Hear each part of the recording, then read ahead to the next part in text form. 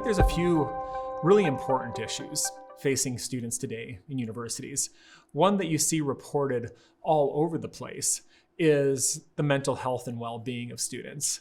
I think between the COVID pandemic, between an uncertain economy, between all sorts of social changes that are going on around us, it's a really hard time to be a young person and to be a university student. And we see that as university teachers. We see that in our students, that it's a hard time to try and navigate all the different things that are going on in the world right now.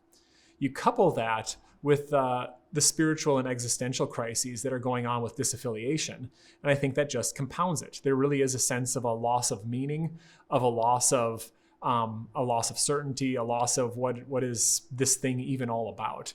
So I think that's the main issue confronting a lot of students on various different kinds of levels. It can be manifested anything from an existential crisis to really asking those questions about ultimate meaning, to just the questions about what do I do when I graduate in an economy and in a world that's far less certain than previous generations have entered into. As far as what can teachers and scholars of students do about that?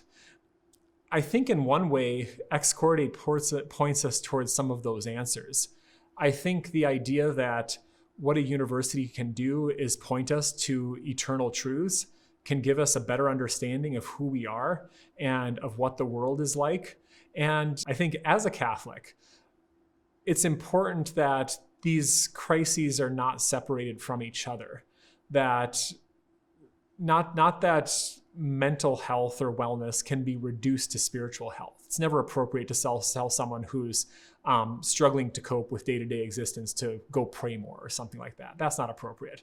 But at the same time, I think that the numbers themselves suggest that the crises with wellness and with just everyday being able to cope with things and the loss of meaning that's given traditionally through spirituality, they have to go together. Again, whether you believe that the spiritual vision was true or not, I happen to believe that it was. I think the loss of faith is a real loss. You might not believe that. Even if you don't believe that, I think when you see those numbers, the loss of meaning is coupled with the loss of feeling like you've got a footing.